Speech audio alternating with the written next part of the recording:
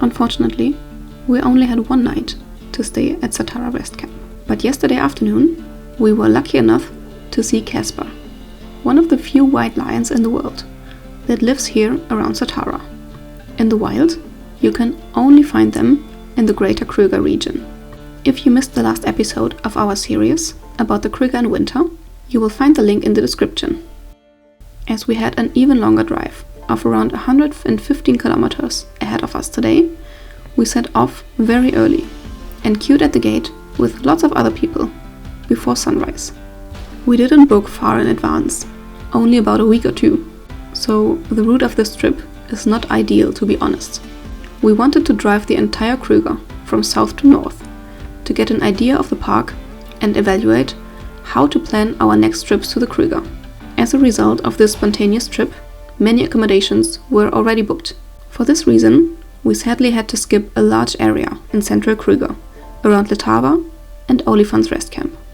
A trip like this usually requires good planning, as the distances you have to cover to get from one camp to the next can easily be underestimated. At some point, we were so tired that we had to stop and take a midday nap to make it safely to our next destination for the night, Mopani Rest Camp.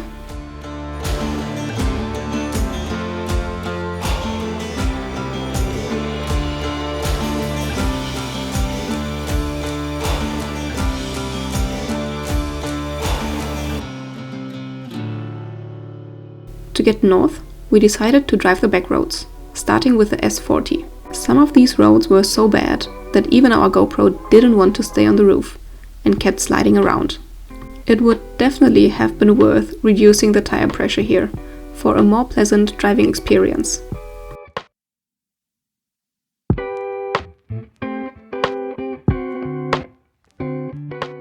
We have found some elephant dung, but no elephants yet. Whenever you see dung on the road, try not to drive over it. It is the habitat of dung beetles. Dung beetles mainly use the dung of mammals for feeding and nesting. They are important for the breakdown and recycling of dung into the soil, enabling the nutrients in the dung to cycle through the ecosystem. After this quiet drive, we made it to Timbavati picnic site, where we took a quick restroom break.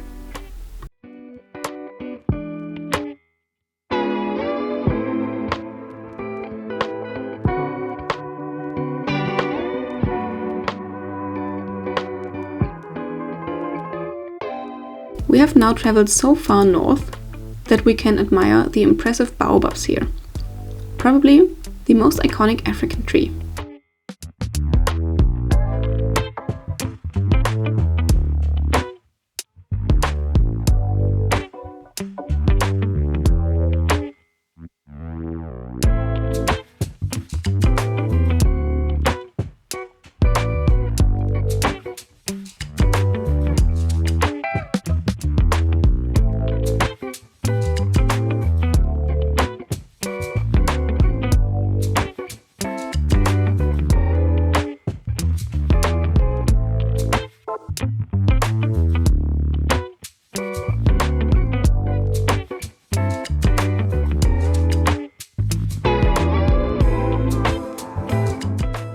We didn't have much luck with sightings this morning. That was a bit frustrating, but that's what a safari is all about. Sometimes you get it all, and sometimes you get nothing.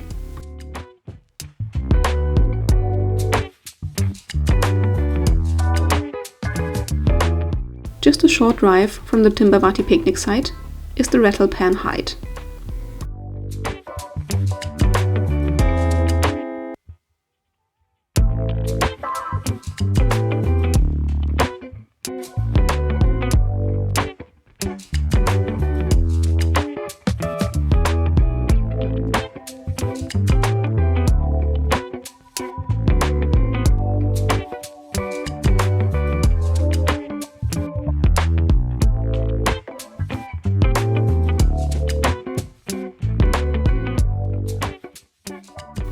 Later, we were able to observe this black-backed jackal in search of something edible.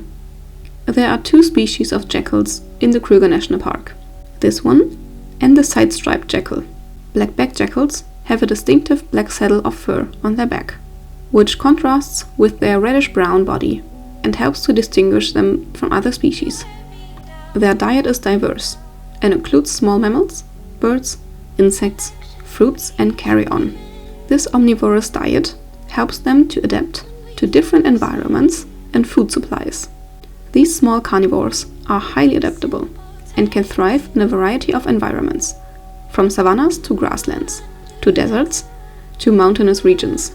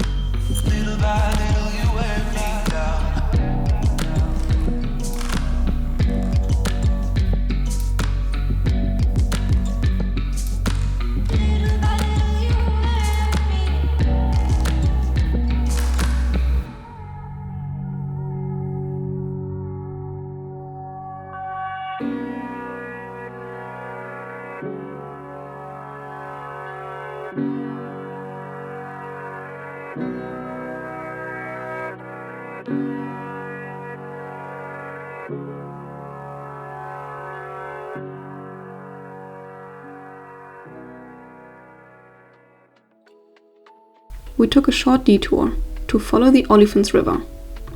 This river still carries water, but the water level is significantly lower than during the rainy season in summer. As a result, the surrounding bush is very dry, making it difficult for the herbivores to find food.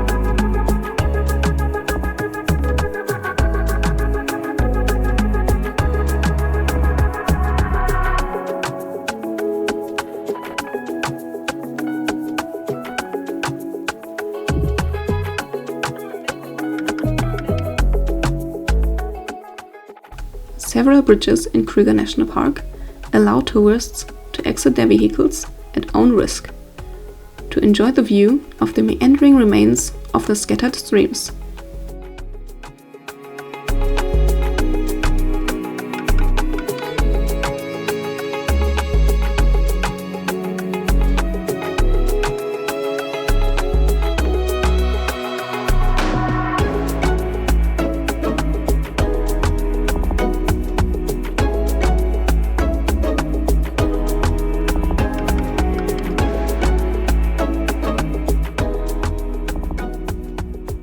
In 1929, the park management began to install artificial water sources like this one, and to construct boreholes and dams throughout the park.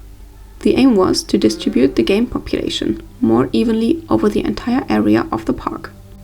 The intentions were good, as it was assumed that the animals would need additional water sources due to the fencing of the park and the resulting suppression of migration.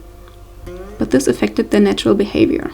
The game stopped migrating and settled around the waterholes, leading to a doubling of predator numbers due to the easy availability of prey. With a better understanding of rainfall cycles, population dynamics, and the removal of the park's western fences, the removal of artificial water sources began. Today, there are still some artificial water holes in the park, but very few, compared to around 300 that existed back then.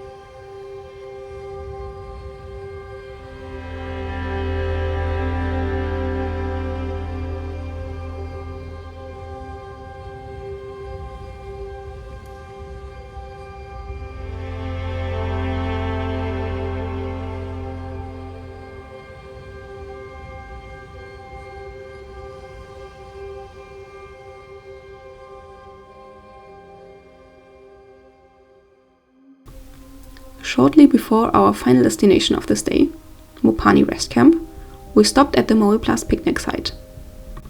Even if you don't need a break, it's always worth stopping at a place like this, because they are usually located in beautiful surroundings. And the experience of the bush is quite different on foot than in a car.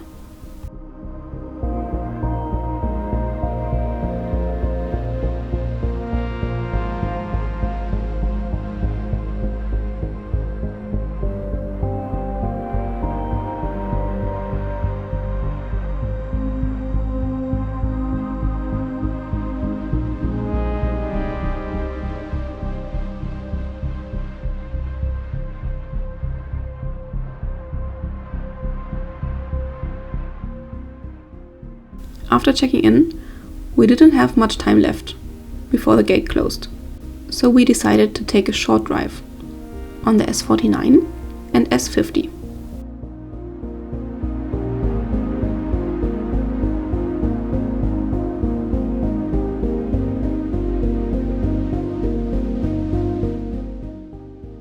The last sighting of the day was another black-backed jackal, looking for food at dusk.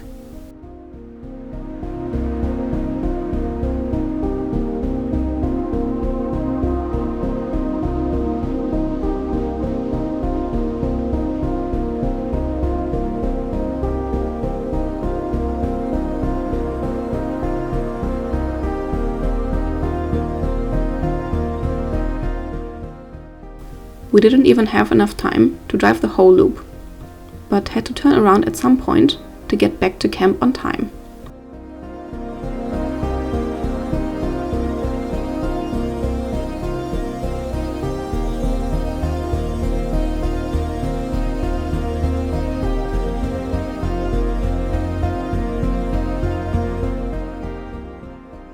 We weren't the only ones out and about that late.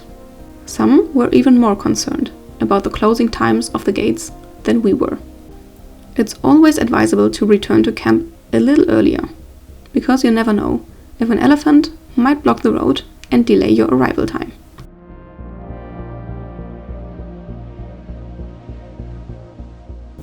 Tomorrow, we will spend a whole day in the area around Mopani, as we will be staying here for 2 nights. What do you think? Did we miss out by not staying at Letaba or Oliphant's Rest Camp? Let us know in the comments. And don't miss the next episode by subscribing to our channel. See you on the next adventure.